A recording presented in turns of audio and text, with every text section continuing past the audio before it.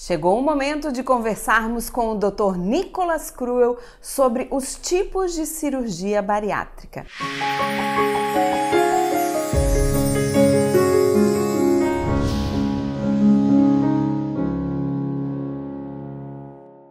Olá, doutor, tudo bem?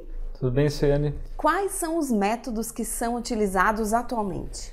Atualmente nós temos várias técnicas cirúrgicas para serem realizadas. Porém, as duas mais feitas, tanto no Brasil quanto no mundo, é o bypass e o sleeve.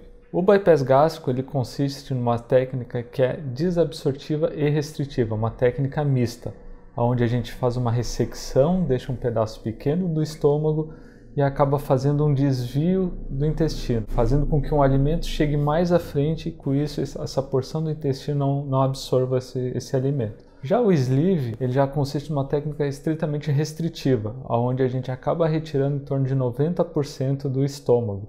A gente fica com um volume aproximado de 200 ml do estômago. E como é que a gente decide? Como é que vocês olham para aquele paciente e decidem qual é a técnica que vai ser utilizada? Tem a ver com a saúde desse paciente? Cada paciente ele é individualizado. Nós sempre temos que ter essa decisão em conjunto, tanto o cirurgião quanto o paciente. Então a gente tem que chegar num acordo e ver como é que esse paciente, o que ele tem de comorbidades, qual o perfil desse paciente. O paciente que tem um perfil de ser beliscador, por exemplo, o sleeve não é uma técnica tão recomendada a esse paciente.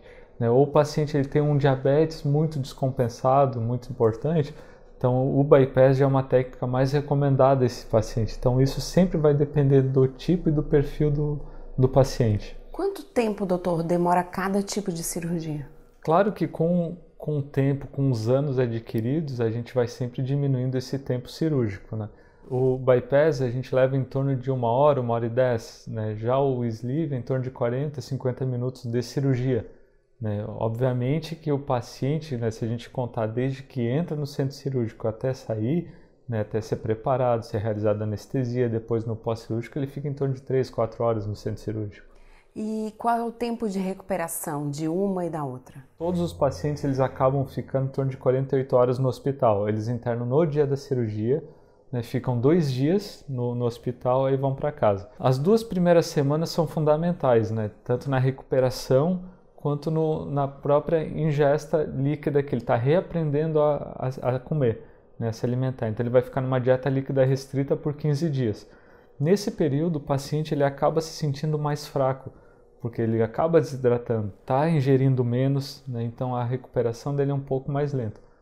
Quando muda para uma dieta pastosa, já começa a ter um aporte calórico maior, onde ele vai começar a se sentir mais disposto, mais forte, e já está apto a voltar às atividades. Em relação a atividades físicas, academias, natação, a gente sempre pede após 30 dias da cirurgia. Doutor, eu acho que a pergunta que sempre está na cabeça do paciente é: quais são os riscos, dessa cirurgia, tanto de uma técnica como da outra técnica? Os riscos, claro que com o avanço da medicina, se a gente for comparar quando começou as cirurgias e hoje evoluiu muito. Nós usamos grampeadores cirúrgicos onde são realizadas 3 linhas de suturas. Então a chance de romper essas linhas é muito baixa. Porém, risco sempre tem.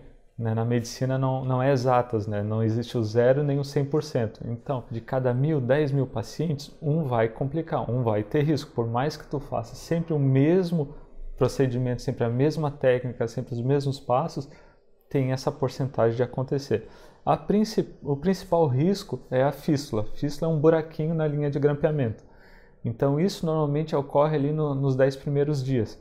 É claro que até 30 dias pode ocorrer isso. Normalmente é por pressão, Então a gente passa uma dieta, porém o paciente acaba não respeitando essa dieta, uma dieta líquida restrita no começo, acaba forçando. O ideal é estar nos 50 ml cada 20, 30 minutos. Aí passa para uma quantidade, uma ingesta maior, vai forçar essa linha de grampeamento, vai achar um ponto de fraqueza e pode acabar acontecendo essa fístula. Então tem que respeitar bastante isso daí nos primeiros 30 dias, tem que seguir rigorosamente a dieta que a gente passa, que a nutricionista passa. Então tem que estar sempre em conjunto para não ter e minimizar esses riscos. Claro que se a gente for ver chance de óbito nesses pacientes, tem, né? Só que hoje é muito mais diminuído. Chance de trombose, de embolia, pode ter também, então a gente tem que ter cuidado. A cirurgia em si, eu sempre falo para os pacientes, é uma cirurgia fácil. O paciente não é fácil.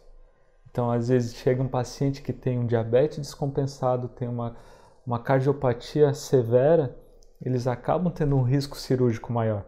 Então, os passos sempre serão os mesmos, só que cada paciente tem as suas comorbidades. Muito obrigada, Dr. Nicolas, por esses esclarecimentos. E nós ficamos por aqui. Se você gostou, deixe seu like, ative o sininho inscrito no canal e acompanhe todas as novidades. Nós estamos no Instagram, no @nkbariátrica, no Facebook, @nkbariátrica. NK Bariátrica, sua saúde no peso certo.